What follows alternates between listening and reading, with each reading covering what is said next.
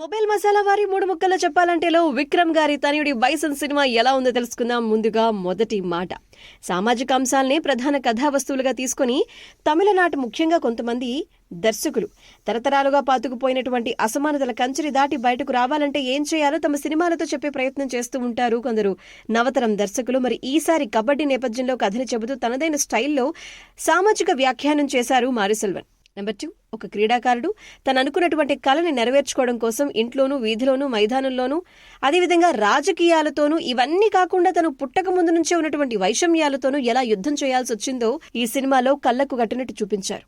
Number 3, ప్రేక్షకుల్ని direct గా 1990s దశకంలోకి తీసుకుని వెళ్లిపోయారు డైరెక్టర్. మైదానంలోని సంఘర్షణ మొదలవటం, ఆ తర్వాత తమిళనాడులోని పగ ప్రతీకారాలతో రగిలిపోయేటువంటి ఒక ఊరు, అక్కడి జనాలకి కబడ్డీపై ఉన్నటువంటి ప్రేమ ఎలాంటిదో ఆవిష్కరిస్తూ అసలు కథ.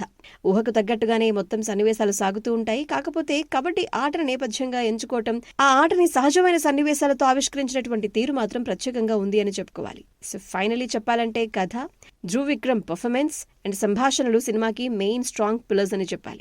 సో బైసన్ రక్తి కట్టించే ఆట అని చెప్పుకోవచ్చు. వీలుంటే ఒకసారి చూసేసుకోవచ్చు.